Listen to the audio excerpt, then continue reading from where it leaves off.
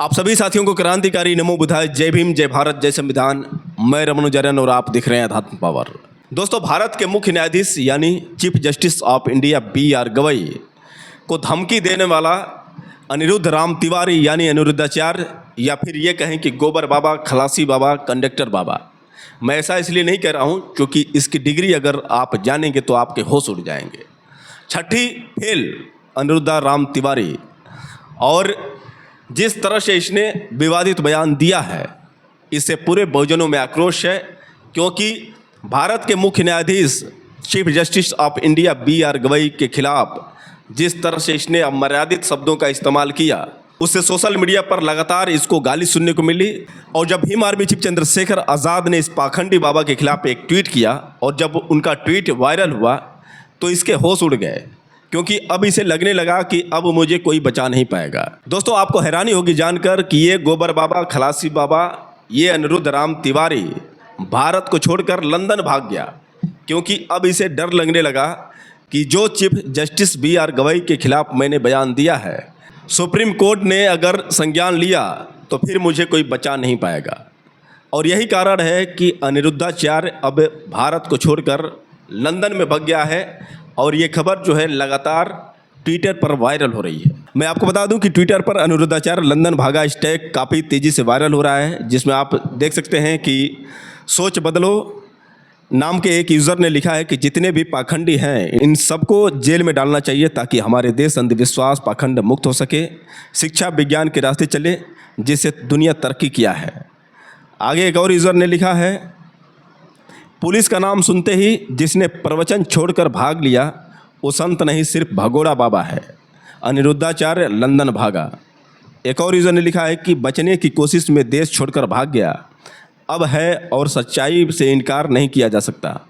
Aniruddhacharya London भागा। एक और यूज़र ने लिखा है, जो मुश्किल समय में अपने ही देश को छोड़कर भाग जाए वह किसी का मार्गदर्शन कैसे कर सकता है, असली चेहरा बेनकाब हो गया, अनिरुद्धाचार्य लंदन भागा।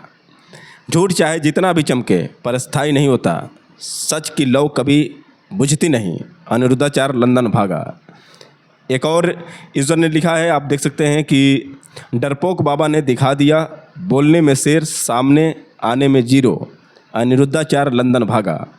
एक और यूज़र ने लिखा है कि सच बोलने वाला संत होता है, भागने वाला नहीं, बाबा का लंदन भागना ही सबूत है उसकी कमज़ोरी का, अनिरुद्धाचार्य लंदन भागा। एक और यूज़र ने लिखा है, धर्म के नाम पर खेल और महिलाओं के खिलाफ गंदी बातें, फिर कानून आया तो बाबा की सारी अकड़ निकल गई, अनिरुद्धाचार्य लंदन भागा।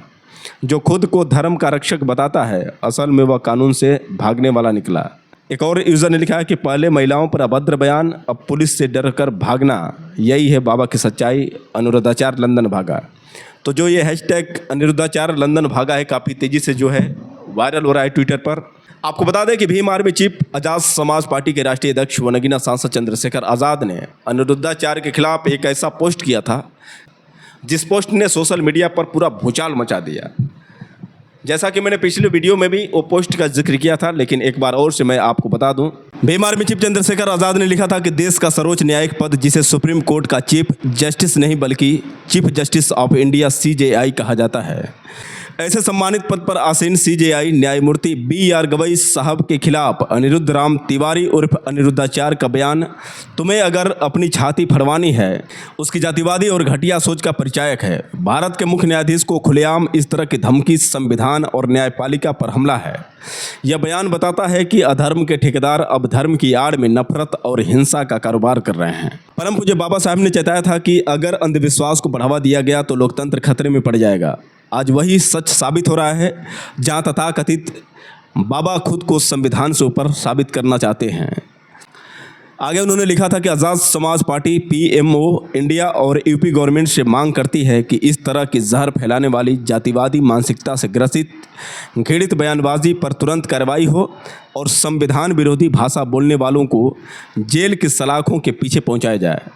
तो दोस्तों, यही जो है भीम आर्मी चीफ चंद्रशेखर आज़ाद की टिप्पणी थी, और यही चंद्रशेखर आज़ाद की टिप्पणी कहीं न कहीं अनिरुद्धाचार्य के लिए मुसीबत बन गई।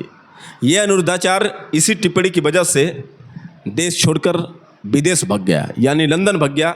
आपको बता दें, इस पाखंडी अनिरुद्धाचार्य के विरुद्ध एक यूज़र जिसका नाम गौतम अम्बेडकर है, जिसने लिखा है कि आचार्य बन के बैठ जाओ और करोड़ों कूट डालो, तुम्हारे जैसे गंदे मवाली की तरह झूठ का नहीं खा रहे हैं। छठी फेल अनिरुद्ध राम तिवारी अगर ब्राह्मण नहीं होता तो किसी कंपाउंडर के शौचालय में टट्टी साफ करने तक की नौकरी नहीं मिलती।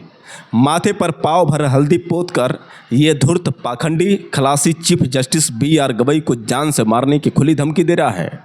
इस मवाली की जटाओं को पकड़कर घसीटते हुए जेल में ठूंस देना चाहिए।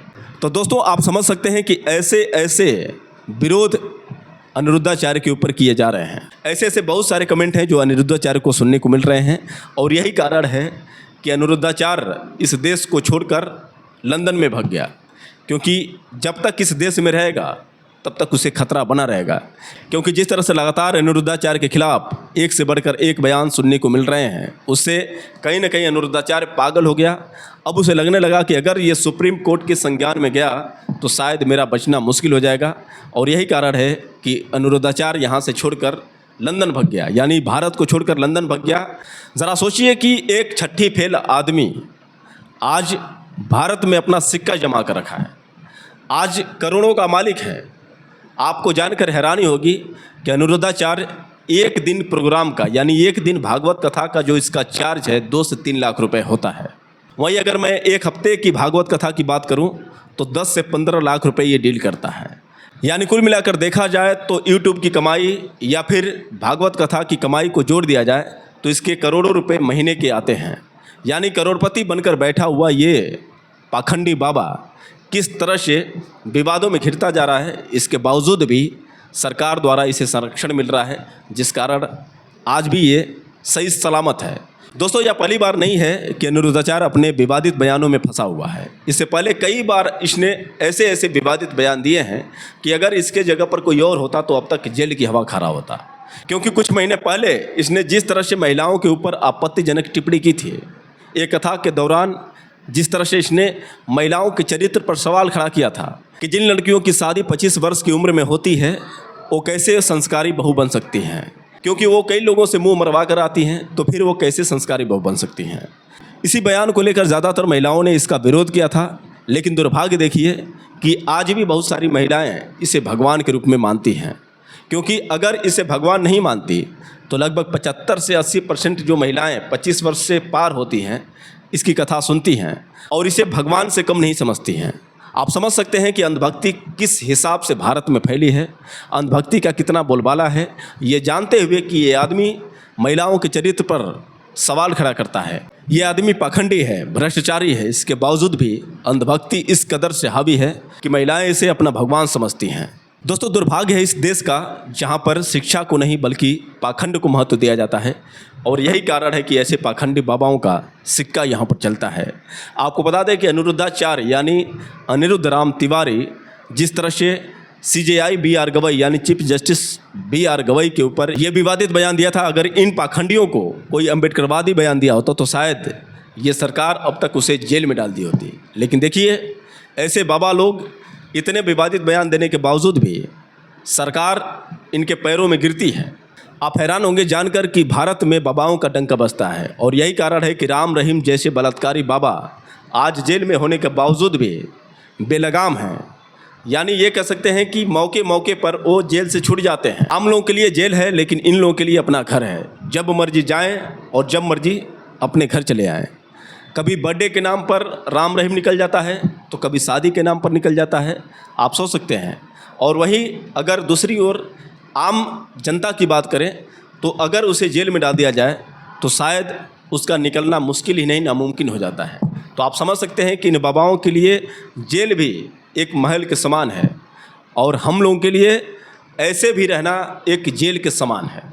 आप समझ सकते हैं कि आप स्वतंत्र होकर भी गुलाम हैं, लेकिन इन बाबाओं का देखिए कि ये जेल में रहकर भी आज़ाद हैं।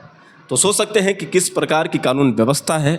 अगर बात करें शिक्षा की तो शिक्षा का महत्व आप देख सकते हैं इस देश में, जहाँ एक तरफ आपके बच्चे लाखों रुपए बर्बाद करके बेरोज़गार होकर घूम रहे हैं, उनको 5-10 हज़ार की नौकरी नहीं मिल पा रही है, एक कंपनी से दूसरी कंपनी में धक्के खा रहे हैं, सड़कों पर न जाने कितने बेरोज़गार लोग घूम रहे हैं, और वहीं छठी फेल ये अनिरुद्धा राम तिवारी यानी ये गोबर बाबा करोड़ों के संपत्ति का मालिक है।